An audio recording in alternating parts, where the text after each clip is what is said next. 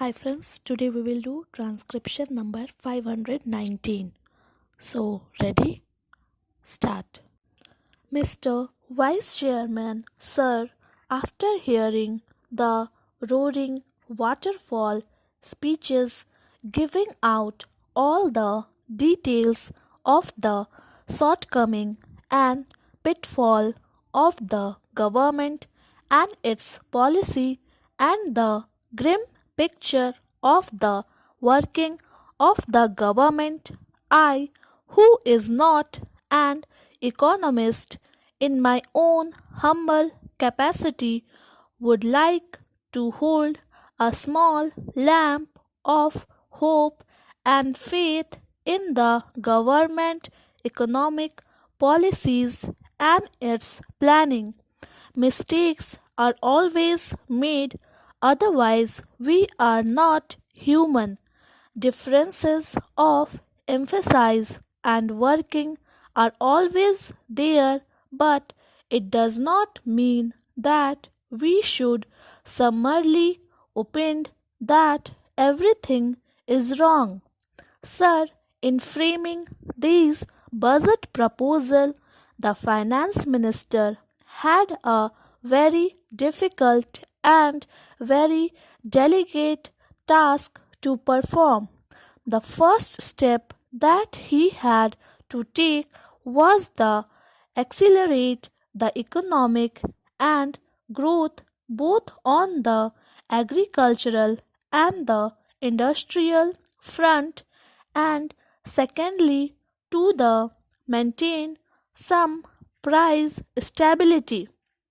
The very fact that the prices of certain essential commodities did not shoot up after the budget was itself an act of great relief to many consumers, especially to housewives who always used to sit up tight, keeping the fingers crossed, not knowing what the items are going to be on which the axe of the finance minister will fall. For the first time, this continuous fear has been belied to a great extent after the presentation of the budget. And so, sir, placed as we are in an extremely difficult economic situation, many common consumer and housewife like me think that the finance minister deserves all the congratulation for presenting this year a growth oriented budget. Sir, the national budget is not only an annual according to of expenses and revenue, but the finance minister has to give through the budget a correct picture of the present as well as of the hopes for the future. Sir, it is a prerogative of not only the small microscopic affluent class to sit in judgment, but also the common people who have an equal right to say something about the budget. Sir, irrespective of any other pressure, especially where it is well known that this is the pre election year, the budget reflects the underlying main stress on the economic consideration.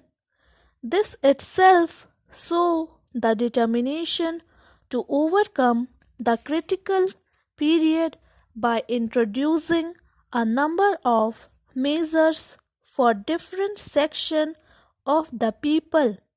It stresses the proper investment priorities and curtailment of non-essential consumption items in a situation where almost everything is being highly taxed, leaving no scope for further taxation to raise the revenue resources.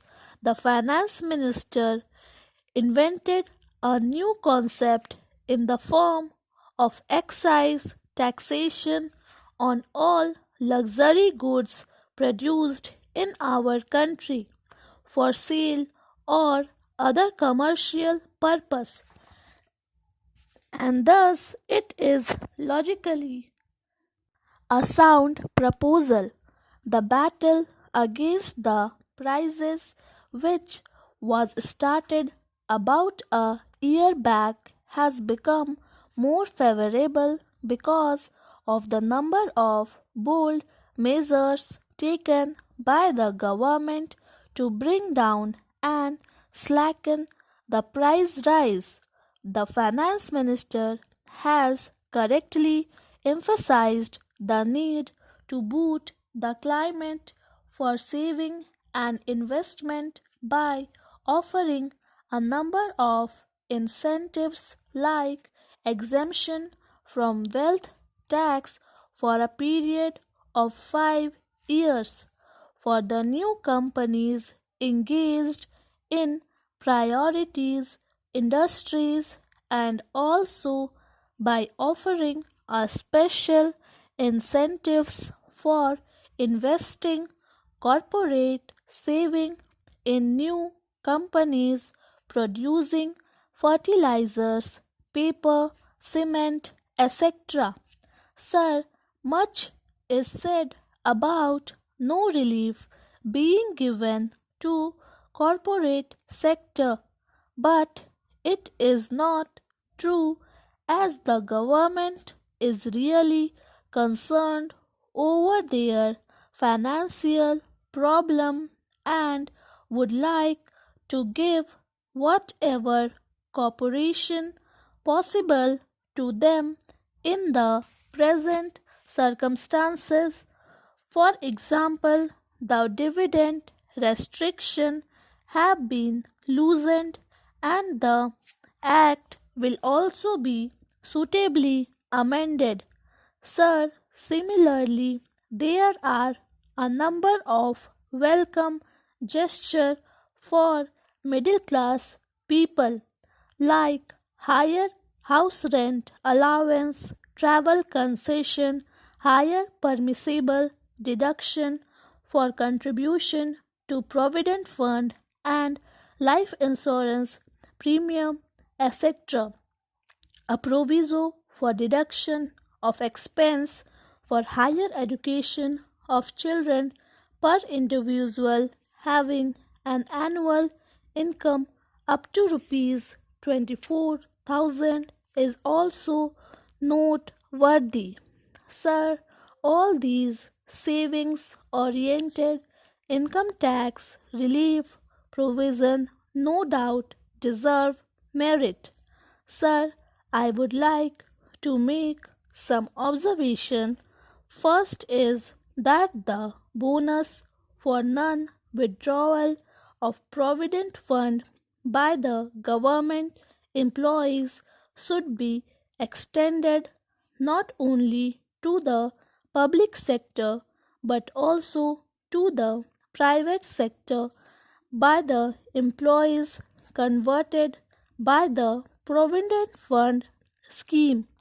It is very necessary today to see that the large number of people withdraw less, spend less, and save more. Sir, another point is regarding the number of complaints we hear about the cumbersome procedure involved in the issue of license, permits, etc. If this procedure could be rationalized, it will stop to a considerable extent the underhand dealing that are prevalent at present. Sir, another problem is the rise in the market borrowing at an alarming rate. Although the working of the public sector has considerably moved in the last few years, much more is yet to be done to reach the target efficiency. The public sector undertaking have to be geared to become profit oriented.